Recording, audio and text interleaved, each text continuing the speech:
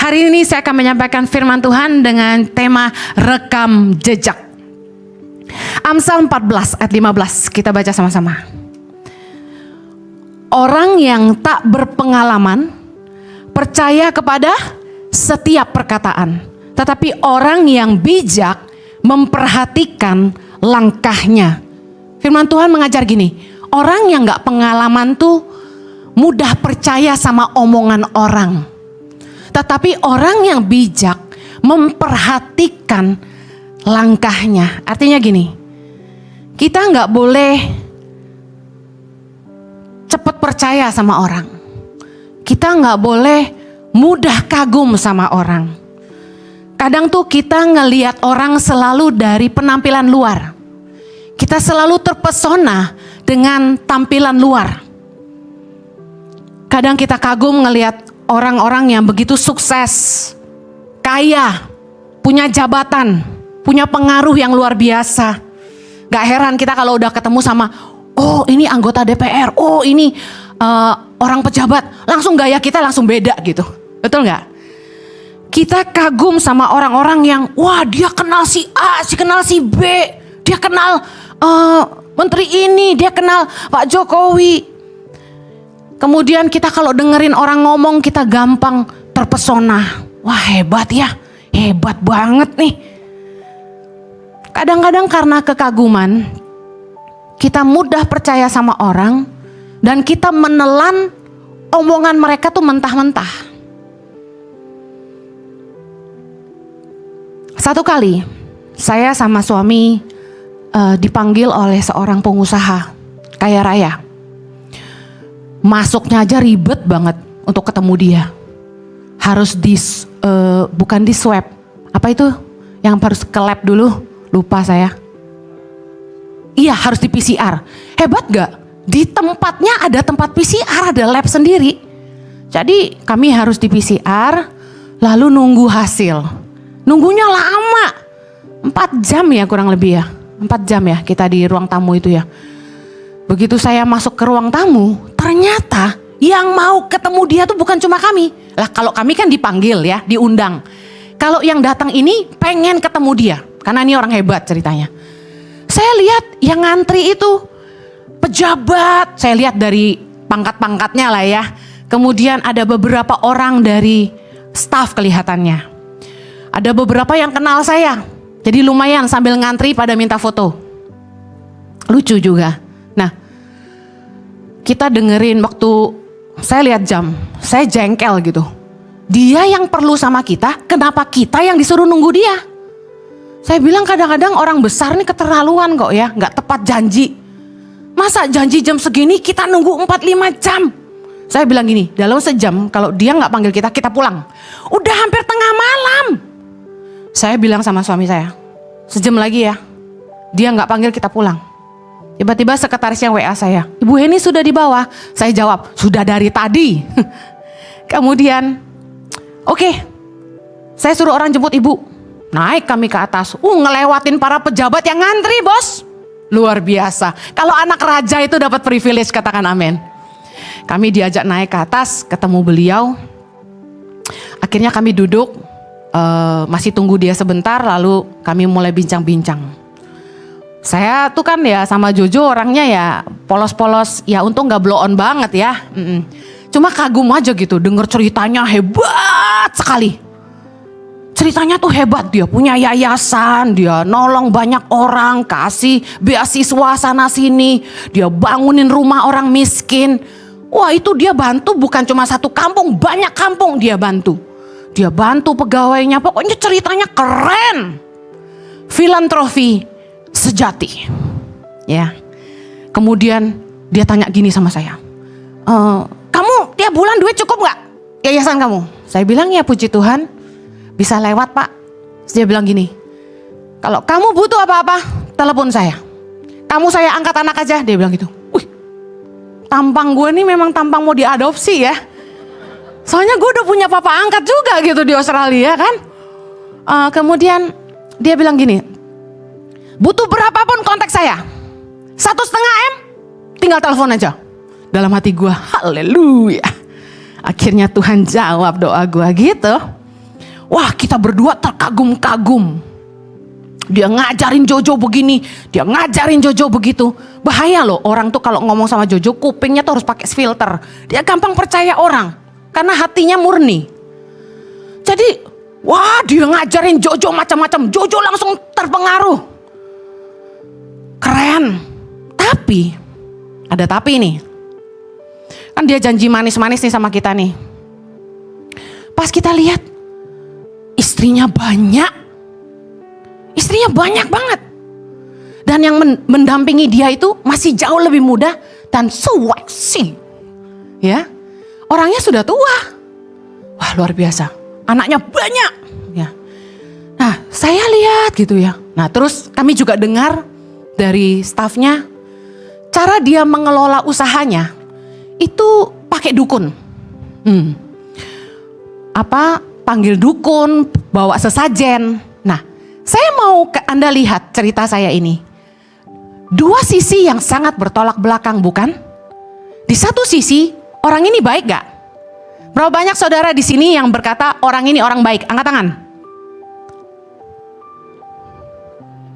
Dikit, kurang lebih 40%. Oke. Orang ini kita bilang baik kenapa? Karena tadi saya cerita, murah hati, banyak nolong orang dan sebagainya ya kan. Nah, saya mau nanya, yang bilang dia tidak baik, yang bilang tidak baik, angkat tangan. Ini bukan menghakimi, ini uji kecerdasan. Lebih dikit lagi, yang bilang dia tidak baik cuma 5%. Wah, yang lain abu-abu. Dengar firman Tuhan, Lukas 6. Yesus mengajar kepada kita. Pohon dan buahnya. Ayat 43, baca sama-sama. Karena tidak ada pohon yang baik yang menghasilkan buah yang tidak baik. Dan juga tidak ada pohon yang tidak baik yang menghasilkan buah yang baik. Ayat 44. Sebab setiap pohon dikenal pada buahnya. Karena dari semak duri orang tidak memetik buah ara. Dan dari duri-duri tidak memetik buah anggur. Ayat 45. Orang yang baik mengeluarkan barang yang baik dari perbendaharaan hatinya yang baik. Dan orang yang jahat mengeluarkan barang yang jahat dari perbendaharaannya yang jahat. Karena yang diucapkan mulutnya meluap dari hatinya. Saya lupa tadi ngomong bahwa nih orang model yang ngegampangin segala sesuatu gitu loh. Ngomongnya ceplas-ceplos, ngomong sembarangan, ngatain orang seenaknya. Nah, Yesus berkata, tidak mungkin satu pohon itu menghasilkan dua jenis buah, baik dan tidak baik. Bisa paham tadi maksud firman Tuhan? Nah, kan aneh. Orang ini punya sisi baik, tapi punya sisi yang secara firman Tuhan ini tidak baik. Tidak baiknya kenapa? Dia suka ngawinin perempuan cantik, istrinya banyak. Yang kedua, dia pakai penyembahan berhala. Dia panggil dukun, bawa sesajen, dan dia hidup dalam dunia gaib. Dia berhubungan dengan orang-orang dengan dunia gaib. Yang ketiga, mulutnya sembarangan bicara, tidak menghargai orang. Biasa ya kalau orang kaya suka mulutnya sembarangan. Tapi dengar baik. Yesus bilang tidak ada pohon yang baik yang menghasilkan buah yang tidak baik. Dan juga tidak ada pohon yang tidak baik yang menghasilkan buah yang baik. Kalau orang itu kelihatan baik, murah hati, suka nolong orang miskin, jangan terkecoh, jangan mudah percaya. Kalau orang itu kelihatan sopan, lemah lembut, mulutnya manis, penampilannya keren, kaya, mempesona, jangan mudah jatuh hati. Nih jomblo-jomblo dengerin. Lihat rekam jejaknya. Firman Tuhan tadi berkata dalam Amsal 14 ayat 15, orang yang tak berpengalaman percaya kepada setiap perkataan, tetapi orang yang bijak memperhatikan langkahnya. Hati-hati jangan mudah kagum sama orang, karena kulit luarnya, penampilannya, perkataannya. Kita kan terlalu judgmental, selalu lihat orang, judge the book by the cover. Ada encek-encek ke bank pakai celana pendek, sandal jepit. Kalau itu teller bank, ndak pinter, mereka pasti ndak mandang sebelah mata. Kakak saya cerita, dia kan manajer bank, yang datang pakai celana pendek, kaos jelek, sandal jepit itu nyetornya 4M tunai. Jangan lihat orang dari penampilannya, amen. Nah, pelajaran saya di dalam hidup ini, biasanya orang yang bermulut besar, karyanya kecil. Orang yang gede omongan, itu biasanya omong kosong. Omdo, ngomong doang. Orang yang suka mengumbar-ngumbar janji, biasanya nggak suka menepati. Pengalaman hidup. Saya udah ketemu beberapa orang. Ngomongnya gede banget. Kenyataannya nol. Mari belajar jadi orang bijak yang mau katakan amin. Jangan mudah percaya lihat kulit luar, dengar omongan, terpesona. Lihat jejak langkahnya, rekam jejaknya. Bagaimana pernikahannya? Esensi banget. Laki-laki yang setia dalam pernikahannya, setia dengan pasangannya, pasti bisa dipegang omongannya. Yang percaya katakan amin. Lihat bagaimana dia mengurus keluarganya. Firman Tuhan berkata, kalau orang gak bisa ngurus keluarganya sendiri, gak bisa ngurus jemaat Allah. Ukuran kehebatan seseorang dalam memanajemen orang banyak adalah kemampuannya memanajemen keluarganya sendiri. Kalau gak bisa ngurus rumah tangga yang kecil, gimana mau ngurus rumah tangga yang besar? Lihat bagaimana dia mengelola keuangannya. Kalau kaya tapi pelit, buat apa? Hati yang kaya, hati yang limpah jauh lebih penting daripada kekayaan. Anda naksir sama orang, pengen join bisnis sama orang, jangan hanya karena lihat mobilnya, rumahnya, hartanya.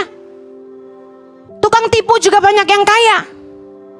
Lihat orang yang punya hati yang limpah.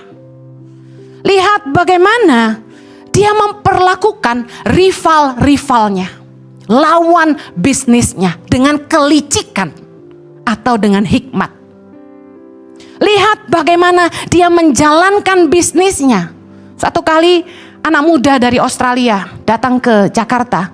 Dia join bisnis IT dengan teman-temannya. Dia Katolik tapi temannya itu bukan. Di awal pembukaan kantornya, di day one, biasa kan panggil pendeta meresmikan atau pastor mendoakan. Ini enggak. Panggil dukun, disembur-sembur mereka semua, pakai asap tuh loh kemenyan, nong keliling-keliling kantor gitu. Guess what? Gak lama tutup. Lihat bagaimana dia jalanin bisnisnya mengandalkan Tuhan apa setan. Lihat bagaimana dia memperlakukan karyawannya. Orang itu kelihatan hebat di luar, belum tentu baik di dalam. Lihat bagaimana dia memperlakukan orang lemah. Lihat bagaimana ia merespon orang-orang yang menyakiti dia. Orang itu kan baru kelihatan aslinya kalau dia disakiti. Orang baik akan tetap baik, orang jahat akan jahat. Lihat keputusannya ketika orang merugikan dia. Kita tuh jangan mudah percaya dengan perkataan, tapi harus lihat tindakan orang, langkah hidupnya, keluarganya gimana, dia jalanin usahanya gimana. Kalau orang jahatin dia, dia gimana. Satu kali, saya sekolahkan anak, kami sekolahkan anak dari kecil. Kemudian sudah besar, sudah kuliah, tiba-tiba dia keluar dari menjauh dari kami, pergi, dan dia jelek-jelekin lah tentang saya, maksudnya tidak sebut nama, tapi apa tangan pengharapan itu? Apa tangan pengharapan itu? Wah, dikata-katai yang nggak karu-karuan. Saya sedih, terpukul karena sayang anak ini, dan anak ini itu baik sebenarnya. Tapi waktu saya baca gitu tulisan dia, saya coba menyelami kekecewaan di balik tulisannya. Bahwa dia punya satu rasa frustasi. Kenapa dia harus hidup dari belas kasihan orang? Kenapa dia tidak punya orang tua yang bisa menyekolahkan dia secara normal seperti anak lain? Dia frustasi dengan keadaannya, dia pengen bisa doing more. Tapi tidak disampaikan. Akhirnya dia pergi dan meninggalkan surat yang isinya sangat menyakitkan. Menurut Anda apa yang saya akan lakukan? Anda akan bilang gini, apa? Tidak tahu berterima kasih. Betul nggak? Nggak tahu diuntung. Udah disekolahin dari kecil. Gedenya malah ngelawan, gedenya malah kurang ajar. Manusiawi nggak kalau ada orang berpikir itu seharusnya respon saya? Betul? Saya sedih banget, sedihnya sangat-sangat sedih. Karena saya sayang anak ini. Saya doa, saya bilang, Tuhan apa yang harus saya lakukan? Terus Roh Kudus taruh damai di hati saya. Tuhan kayak kasih saya suatu hikmat. Lepaskan saja. Biarkan dia mencoba hidup di luar tanpa kamu. Supaya anak ini tahu bersyukur gitu loh intinya. Karena dari kecil kan sudah sama saya. Dia kan belum pernah nih mengecap dunia luar. Kuliah di universitas yang bagus, dia keluar. Waduh, saya sedih banget. Sekolah yang mahal-mahal kok malah keluar. Akhirnya dia daftar ke UT supaya bisa sambil kerja. Aduh, saya sedih banget. Anak ini pintar. Akhirnya saya doa, Tuhan kasih damai sejahtera. Saya panggil anak ini, saya bilang gini, kamu bicara baik-baik sama mama, kamu maunya apa? Kamu pengen kerja sambil kuliah? Oke, mama support. Tapi janji sama mama, dia mau ngekos, dia gak mau tinggal di asrama, it's okay. Tapi janji sama mama. Apa janjinya? 2 saja. Yang pertama, kamu akan jaga hidupmu baik-baik. Kamu akan jaga kekudusan. Kamu akan tetap ikut Tuhan. Itu 1. Yang kedua, saya bilang, kalau kamu tidak punya uang dan kalau kamu sakit, kamu harus pulang. Izinkan mama merawat kamu. Kami berdua tangis-tangisan. Saya nangis sejadi-jadinya. Saya cium dia dan saya lepaskan dia. Berat, tapi saya lakukan. Saya kasih tahu, kita tidak harus selalu kontrol hidup orang. Kita tidak harus selalu marah, tapi meresponlah dengan benar. Cara kamu merespon orang-orang yang menyakiti kamu akan menunjukkan isi hatimu sesungguhnya. Amen. Mana ada orang yang tadinya sayang lalu jahat? Kan gak mungkin ya. Yesaya 59 ayat 7-8. Mereka segera melakukan kejahatan dan bersegera hendak menumpahkan darah orang yang tidak bersalah. Rancangan mereka adalah rancangan kelaliman. Dan kemana saja mereka pergi, mereka meninggalkan kebinasaan dan keruntuhan. Ayat 8. Mereka tidak mengenal jalan damai, dan dalam jejak mereka tidak ada keadilan. Mereka mengambil jalan-jalan yang bengkok, dan setiap orang yang berjalan di situ tidaklah mengenal damai. Ini yang saya maksud dengan rekam jejak. Kita harus lihat rekam jejak. Kemana saja mereka pergi, perhatikan kata-kata itu. Jadi kalau ada orang yang kesini bilang, kok bau ya? Kesana bilang, kok bau banget ya? Kesitu bilang, bau banget sih. Sebenarnya yang bau siapa? Dia sendiri. Kalau ada orang yang di mana-mana bertengkar, di situ bertengkar, di sini bertengkar, di situ nggak cocok, di sini nggak cocok, sama semua orang nggak cocok. Pertanyaan saya, yang bermasalah sebenarnya siapa? Sama gereja A kecewa, gereja B kecewa, gereja C kecewa, semua gereja jahat buat dia. Hati-hati. Kita jangan terperangkap merasa diri paling benar. Yuk, saya ingatkan tadi. Orang yang murah hati, suka nolong orang miskin, suka nabur. Tapi kelakuannya kawinin banyak perempuan, mentang-mentang uangnya banyak, pakai sesajen, pakai dukun. Apakah menurut Anda ini pohon yang baik atau pohon yang tidak baik? Gak mungkin pohon yang satu menghasilkan 2 jenis buah, baik dan tidak baik, tidak mungkin. Yesus yang ngomong sendiri. Hidup dalam penyembahan berhala selalu dekat dengan perzinahan. Orang yang hidup menyembah berhala, mengandalkan kuasa kegelapan, pasti hidup dalam perzinahan. Jangan salah loh, orang yang saya ketemu ini, dia tahu firman Tuhan loh. Dia tahu isi Alkitab loh, keren gak? Dia belajar semua kitab-kitab agama macam-macam. Lah orang yang tahu firman Tuhan tapi tidak melakukan kata firman Tuhan itu orang fasik.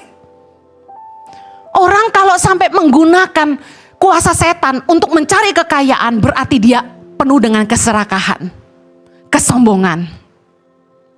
Orang yang bicaranya sembarangan, tidak menghargai orang. Tidak mungkin orang yang satu bisa jadi baik dan jahat tuh tidak mungkin. Anda pernah dengar khotbah orang tentang the dark side? Ada sisi tidak baik dalam diri setiap kita. Itu tidak bicara soal seperti ini. Semua kita punya kelemahan, itu dark side kita. Tapi dengar baik, kita kalau mau lihat orang, jangan terpesona kaya, murah hati, keren, omongnya gede. Saya kasih tahu akhir ceritanya ya. Baru ketahuan pengusaha kaya raya yang manggil kami itu. Kontraktor-kontraktor yang kerja sama dia tidak dibayar. Ditahan uangnya orang. Padahal firman Tuhan berkata, Imamat 19 ayat 13, janganlah engkau memeras sesamamu manusia dan janganlah engkau merampas, janganlah kau tahan upah seorang pekerja harian sampai besok harinya. Dia nahan upah orang. Lalu saya dengar apa lagi? Dia mulai mau bangkrut nih katanya. Kok bisa saya tanya? Ternyata ya itu, gak bijaksana. Dengar baik, apa yang dia janji ke saya? Oh Bu Heni kalau butuh uang, telepon saya. Butuh 1,5 miliar, telepon saya. Omong kosong. 100 perak pun gak turun. Stafnya datang ke asrama kami. Hebat. Apa nanyanya? Anak-anak dikumpulin semua, anak asrama dikumpulin semua. Asistennya bawa kertas dan pulpen. Oke, sebutkan apa yang kalian butuhkan. Anak-anak aji mumpung kan, tapi takut ngomong. Lihat saya, lihat dia, lihat deh. Terus saya bilang, saya kedip mata. Boleh, sampaikan saja. Mereka sampaikan, motor untuk kuliah. Terus minta apa lagi ya? Sepeda, alat fitness, bangunan sekolah, gitu-gitu. Pada teriak-teriak gitu ya. Wah saya ketawa terharu. Saya kasih tahu ya, ban sepedanya aja nggak nyampe ke rumah. Ayo, sudahlah. Ternyata saya baru ngerti. Yesus berkata dalam Matius 6 ayat 2. Jadi apabila engkau memberi sedekah, janganlah engkau mencanangkan hal itu seperti yang dilakukan orang munafik di rumah-rumah ibadat dan di lorong-lorong, supaya mereka dipuji orang. Aku berkata kepadamu, sesungguhnya mereka sudah mendapat upahnya. Dengar baik. Yesus ngajarin kita, orang yang benar-benar baik, berbuat baik itu ndak perlu kayak lonceng itu loh. Teng teng teng teng teng teng teng teng teng teng teng teng teng teng teng teng teng. Gua baik loh. Teng teng teng teng teng. Gua ngasih sedekah loh. Gua nyumbang segini loh. Jebret. Ada orang panggil saya. Dia buka usaha restoran mewah. Press conference, keren gak tuh? Semua majalah TV diundang. Saya disuruh testimoni bahwa setiap piring yang terjual di restoran itu akan disumbangkan 10.000 rupiah untuk Tangan Pengharapan. Saya kan orang mulai kenal Tangan Pengharapan, jadi mereka percaya. Jadi saya ngomong ya gini ya. Ternyata sekali doang dikasih. Bulan depannya separuh, habis itu nggak ada lagi. Di telepon nggak ngangkat, di WA nggak bales. Temen loh, bayangin. Saya tuh udah kenyang ditipu orang. Makanya prinsip saya gini tuh. Kalau mau bantu Tangan Pengharapan langsung ngomong sama tim partnership aja. Nggak usah kasih tahu saya. Karena firman Tuhan berkata, kalau tangan kanan memberi, tangan kiri nggak perlu tahu. Kalau ngasih sedekah itu tulus sama Tuhan, nggak perlu dicanangkan tuh kayak, hei gue mau bantu. Nggak perlu, bantu aja. Karena gini, waktu kita munafik kata firman Tuhan, supaya kita dipuji orang, kata Tuhan. Sesungguhnya mereka sudah mendapat upahnya. Rugi nggak saya tanya? Rugi nggak? Kalau kamu cerita kemana-mana tentang pemberianmu, lalu kamu dipuji orang, aduh kamu baik banget sih, kamu murah hati banget sih, top banget deh kamu. Firman Tuhan berkata, sesungguhnya mereka sudah mendapat upahnya. Artinya nggak ada berkat lagi dari Bapa. Nol. Kalau Anda ingin diberkati Tuhan, berilah dengan ketulusan, bukan untuk pujian. Karena apa yang tidak dibalas sama manusia, itu bagian sorga yang membalasnya bagi kita. Katakan amin. Haleluya. Terakhir, studi kasus. Ada seorang pengusaha kaya raya di Indonesia. Dia banyak nolong orang. Sampai pernah ditulis di luar negeri tentang seorang filantropi dari Indonesia. Dia suka baca firman Tuhan, dia ngerti firman Tuhan. Penyumbang gereja terbesar, bukan gereja kita ya, gereja orang. Tapi dia sembarangan sekali menyebut nama Tuhan. Dia menerjemahkan arti Jesus menjadi terjemahan yang sangat tidak senonoh. Saya tidak mau ngajarin Anda katanya itu. Tidak baik banget orang ini. Saya duduk sama dia. Dia menista pendeta A, pendeta B. Dia ngomongin, dia jelek-jelekin. Dia suka jelek-jelekin gereja. Wah, kalau ngomong tuh seenak perut. Mulutnya jahat. Suka mencemooh orang lain. Suka membanggakan kekayaannya. Dia punya ini, punya itu, punya ini, punya itu. Saya mau tanya. Ini jenis yang pohon yang baik atau tidak baik? Ayo belajar bijak melihat rekam jejak. Pohon yang tidak baik. Karena ada dualisme. Makanya jangan mudah terpengaruh. Manusia sering merasa gini, saya orang baik kok. Karena dia suka nolong orang, betul nggak? Asal suka nolong orang aja udah merasa baik. Jalan saya lurus kok. Buktinya saya diberkati tuh, usaha saya rame tuh. Kaya tuh. Kaya nggak jaminan hidup dalam perkenanan Allah. Manusia sering mencari pembenaran diri sendiri. Merasa diri paling benar, paling suci, paling mulia. Yang lain salah. Makanya seenaknya menghakimi pendeta itu. Seenaknya menghakimi pendeta. Saya sedih loh kadang-kadang. Saya sedih gini. Kenapa ya zaman sekarang ini ya. Semakin sosial media itu terbuka. Orang bisa bicara apa saja. Mereka tidak menghormati hamba Allah. Saya setuju Anda boleh kasih komen masukan. Setuju. Tapi dengan cara yang baik. Banyak yang komen di Instagram saya juga, enggak banyak. Saya ralat, tidak banyak. Maybe 2 or 3%. Komennya tuh enggak sopan. Hematnya saya gini, lu enggak suka unfollow gue aja. Enggak suka denger khotbah saya, jangan dengerin, selesai kan? Enggak usah frontal menyerang dengan kata-kata yang enggak sopan. Anda harus belajar menghargai hamba Tuhan. Dengar, Amsal 21 ayat 2 berkata gini, setiap jalan orang adalah lurus menurut pandangannya sendiri, tetapi Tuhanlah yang menguji hati. Amen. Tuhan yang menguji hati kita.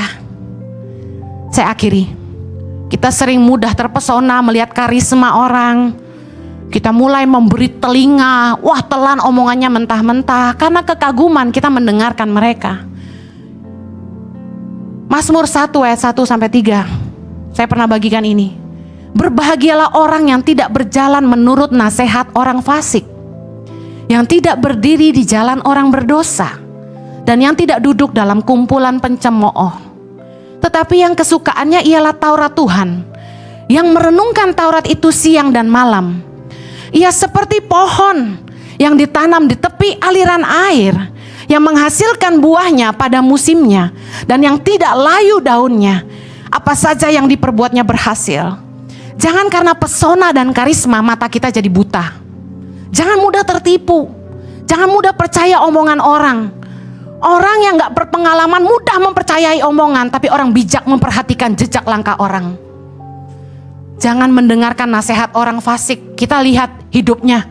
Dia tahu firman banyak sih, coba kita lihat dia lakukan gak. Jangan berdiri di jalan orang berdosa. Meskipun dia kelihatan baik sama Anda. Aku akan nolong kamu. Tapi lihat hidupnya. Dia tidak takut Tuhan. Dia kawin sembarangan. Tidak tidak punya moral.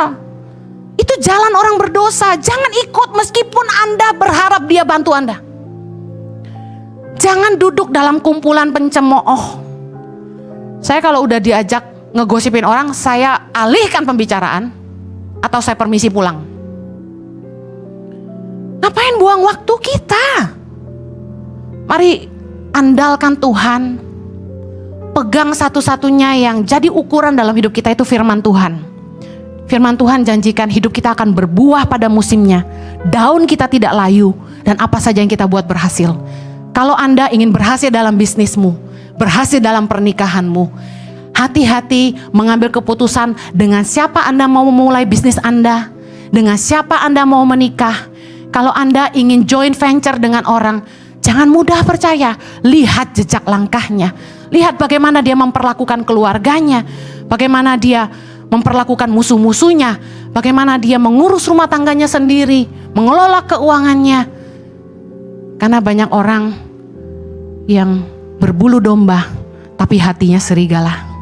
Amen. Saya berdoa Anda bijaksana. Kita berdoa. Bapa di sorga, terima kasih buat kebenaran firman-Mu yang mengajar kami jadi orang yang bijak, yang tidak mudah ditipu orang, tidak mudah percaya orang. Berikan hati yang bijaksana, yang tahu menimbang segala sesuatu, supaya kami ini tidak dibodohi orang, tidak ditipu orang. Terima kasih. Hamba-Mu menyerahkan hidup umat-Mu ke dalam tangan-Mu, setiap rumah tangga, setiap individu. Biarlah Tuhan yang pimpin, Tuhan yang jaga. Di dalam nama Yesus kami berdoa. Amen. Have a blessed Sunday. God bless you.